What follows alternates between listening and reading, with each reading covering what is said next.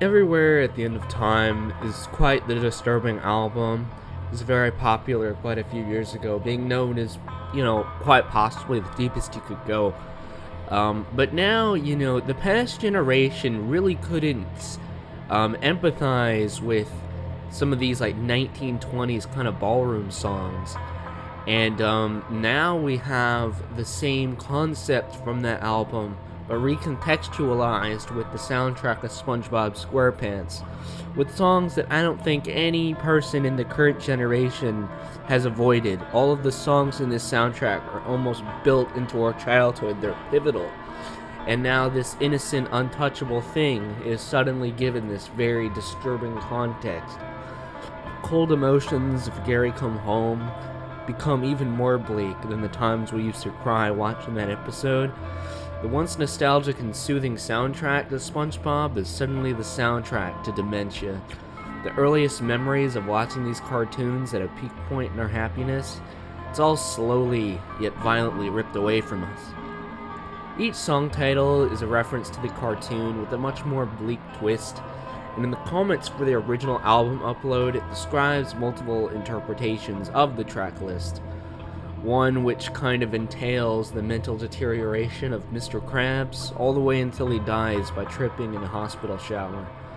In the comments for the distorted visualizer upload, Pad Chennington actually gives his 2 cents. He doesn't mention an album, but rather the similarly uncanny visuals of the video game Return of the Flying Dutchman.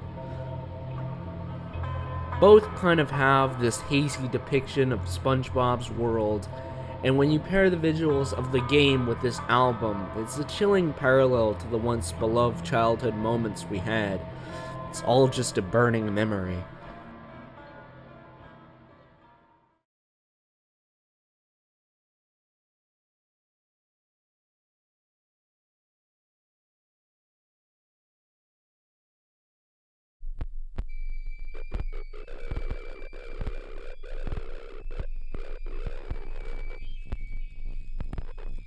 If you're familiar with the disturbing music world, you may have come across the band Whitehouse once or twice.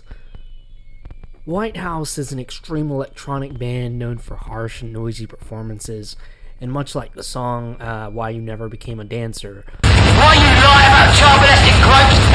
much of their other work isn't any less intense. Their most disturbing work to me, however, was when they decided to slow things down a bit.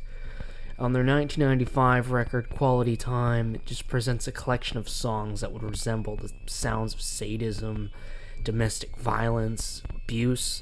It's a mix of loud feedback from the mic, along with the most aggressive vocals I've ever heard, courtesy of William Bennett, the sole, consistent member of Whitehouse, along with Philip Best, who actually joined the band when he was 14 years old.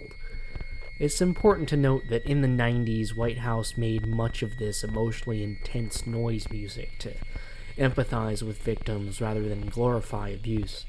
Many are too afraid to tackle the issue of, say, domestic violence up front, which is why the public opinion of Whitehouse is so controversial. Public opinion didn't get any better when this album included the track Baby, a field recordings track that I still have a hard time understanding now.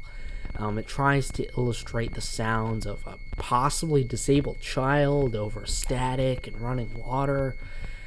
And knowing the philosophy of William Bennett, it's actually possible that this track means literally nothing.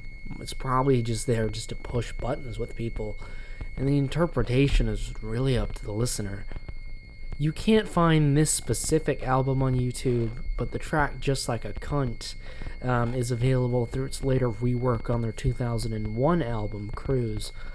Only listen to this if you're completely aware of what you're getting yourself into. Listening to this in public feels illegal.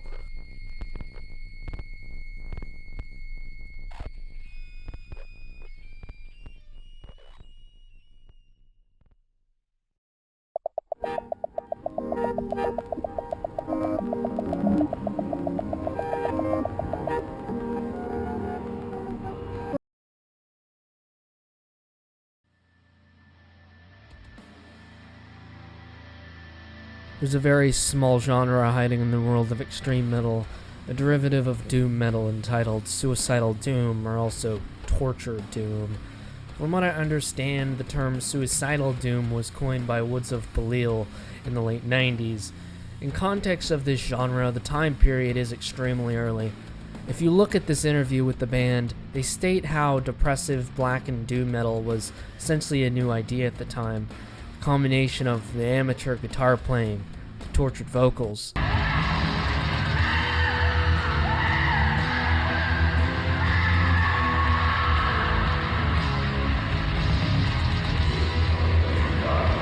It was just an idea that could be evolved later on. Fast forward a handful of years to the mid-2000s to when this formula was stripped down even further. Whereas Woods of Belial had some minor structure, imitators would gloss over this completely. One who appropriated this sound into further chaos was that of Zenthal.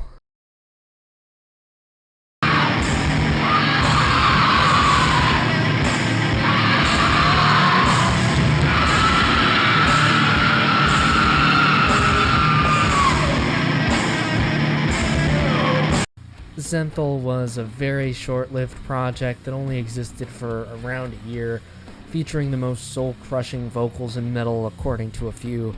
And within those vocals, one of the members, Wretch, would kill himself in November of 2005. The last project he'd be featured on was the infamous Septi Semesis album. The sounds of this album alone are already disturbing enough. The added context that we're hearing the intense screams of a now deceased individual only brings it lower and lower. In the packaging. Supposedly, the tape of this album is smeared in the blood of one of the members, or all three, we're kind of unsure. So much text is completely obscured, and included is a drawing from the deceased Wretch, both dated and signed. I cannot prove or disprove the authenticity of this band, but if it is real, it certainly outweighs the overtold horrors of mayhem. There are a few albums I'll avoid listening to again, and this would be one of them. I don't think I'd recommend this album to anyone.